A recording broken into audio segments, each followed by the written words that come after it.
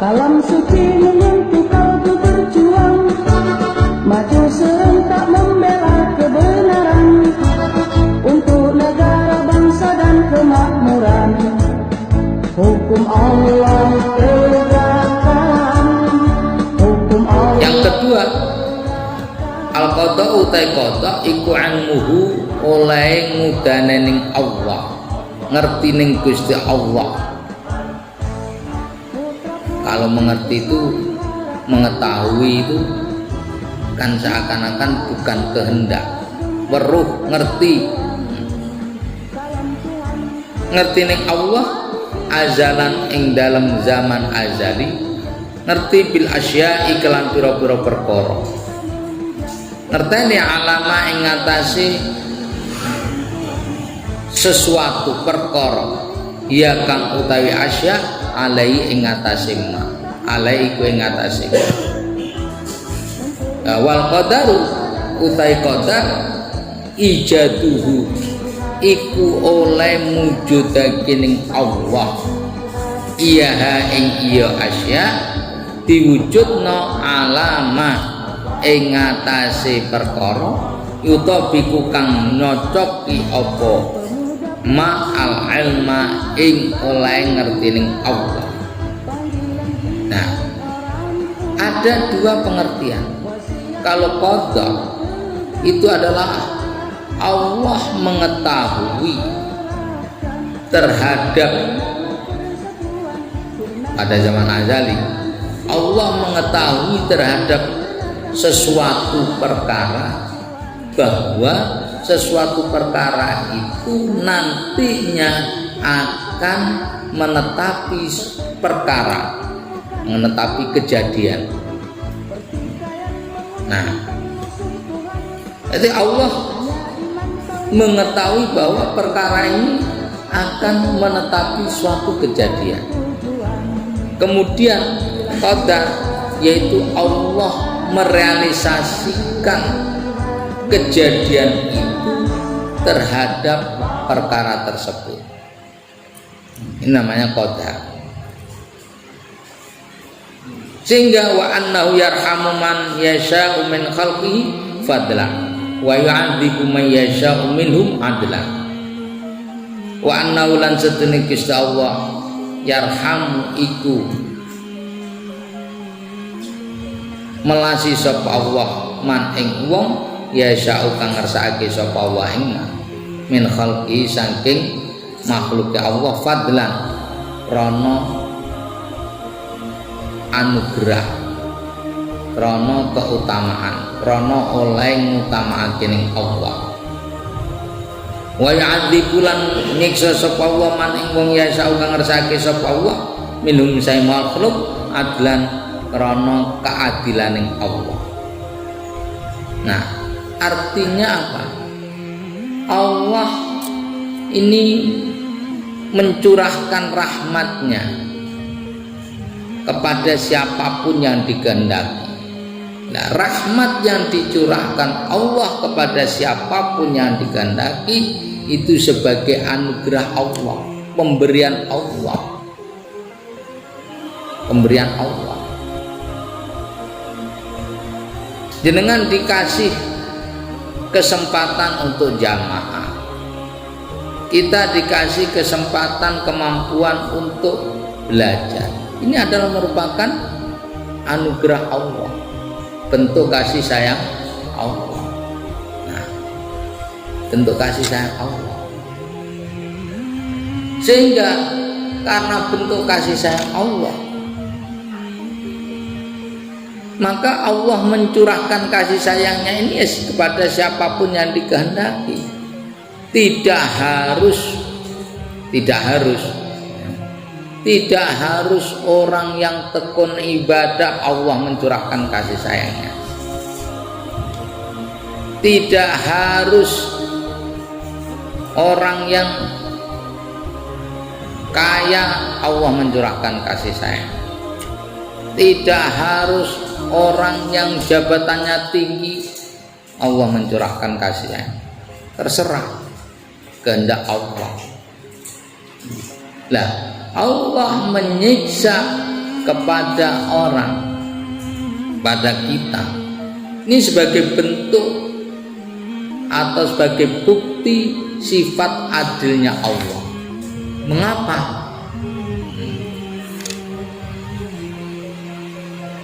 Ya karena kita melakukan kesalahan Allah, lakukan kesalahan Allah, kesalahan. Maka orang yang melakukan kesalahan ini ada yang dirahmati, ada yang tidak. Jadi Allah mewujudkan siksaan ini sebagai bentuk Allah menerapkan keadilannya. Ya, Allah memberikan kebahagiaan ini sebagai bentuk rahmatnya. Ya, ini harus kita paham. Bagaimana? Contoh begini, ada orang dua melakukan maksiat dengan bentuk yang sama, dalam waktu yang sama, di tempat yang sama. Ya. Ini belum tentu Allah ini menyiksa keseluruhannya, tapi pasti Allah akan mewujudkan siksaan. Allah akan mewujudkan siksaan karena adanya kedurhakaan. Akan tetapi siapa yang harus disiksa dan siapa yang dikasih rahmat itu adalah kehendak Allah. Kehendak Allah. Makanya yang disiksa itu adalah sebagai bentuk keadilan Allah. Nah, apa yang orang yang tidak disiksa itu sebagai bentuk rahmat Allah. Loh, kok adil dong? Sama-sama melaksanakan maksiat, kok yang satu disiksa yang satu tidak. Ini berarti Allah nggak adil, pilih kasih. Nah, itulah iradahnya Allah. Makanya Allah itu muridan, zat yang menghendaki. Apa yang dikehendaki oleh Allah tidak bisa kita ganggu gugat. Itu hak veto Allah. Yang jelas orang yang melakukan maksiat Allah akan menyiksanya. Siapa yang disiksa itu adalah kehendak Allah. Dan siapa yang diselamatkan itu juga kehendak Allah. Makanya kullu ni'matin minhu fadlun wa kullu nikmatin minhu adlun. Utai saben-saben kenikmatan minhu sayang Allah iku fadlun rupa anugerah. Wa kullu nikmatin lan sabutai saben-saben siksaan minhu sayang Allah iku adlun sebagai bentuk keadilan Allah. La yus'alu amma yaf'al wa hum yus'aluna fima fa'al. La yus'alu ora bisa dituntut, ora bisa ditakokno, ora bisa dituntut sapa Allah amma saking tindakan apa wae yaf'alu kang agawe sapa Allah. Wa hum hale utai para makhluk kita kabeh yus'aluna iku bakal dituntut sapa makhluk fima ing dalem perkara fa'ala kang lakokake kang lakoni sapa Allah fihim endal makhluk. Loh, aneh. Kita sebagai makhluk ini nantinya akan dituntut terhadap apa yang Allah tetapkan kepada kita. Karena apa tadi? Karena kebaikan dan keburukan itu hakikatnya juga dari Allah Subhanahu wa ta'ala. Nah, makanya kita sebagai makhluk ini, sebagai hamba-hamba Allah ini hanya mampu berdoa dan berusaha. Nah, karena ketetapan Allah yang menentukan. Sehingga ketika Rasulullah menyampaikan bahwa ketika kita ada di kandungan ibu dalam umur berapa bulan? 4 bulan, Allah mencatat nasib kita, termasuk ajal kita, termasuk tindakan kita. Dikala itu Sayyidina Ali bersama dengan para sahabat ini protes, afanatakilu ala qadrina ya Rasulullah, apakah kita tidak berserah kepada takdir kita? Apa jawabnya Rasulullah? I'malu kullun yasar lima khuliq. Jangan begitu, iman berusahalah kalian. Karena apa? Kullun yasar lima khuliq. Karena setiap sesuatu itu akan diberikan kemudahan dari apa yang biasa dilakukan. Nah, makanya kadang ada daunnya Rasulullah, ad-du'a taful bala, ad-du'a apa atau as-sadaqatu taful bala, ad-du'a silahul mu'minin. Rasulullah menyatakan doa itu juga bisa menolak bala, doa bisa merubah takdir, doa atau sedekah bisa menolak bala. Nah, mengapa Rasulullah menyampaikan doa bisa merubah takdir? Karena apa?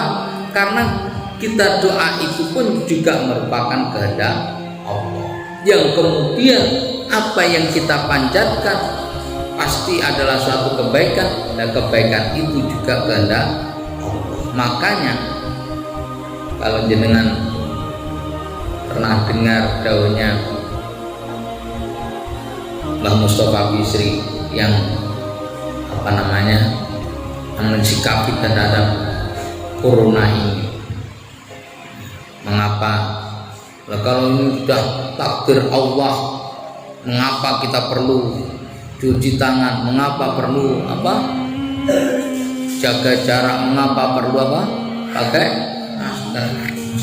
Berarti kan dengan itu berarti kita menghindar takdir Allah. Apa kata beliau? Kita menghindar takdir Allah menuju kepada takdir Allah. Karena apa yang kita lakukan itu juga adalah takdir Allah. Jadi kalau begitu, kalau memang Allah nakdir nih kita melarat, ngapain kita kerja? Nah, kan gitu tanya. Nah, kita kerja ini namanya kerja usaha. Ini adalah bisa zaman katakan saya keluar dari takdir Allah menuju kepada takdir Allah. Makanya Rasulullah menyampaikan kullun yasar lima khuliq. Makanya apa yang dilakukan oleh Allah kita tidak mampu untuk bertanya, kita tidak bisa protes. Emang nggak ada protes, itu sudah kehendak, kan gitu. Kita ini adalah milik Allah. Allahumma salli ala sayyidina Muhammadin wa alihi wa sallim.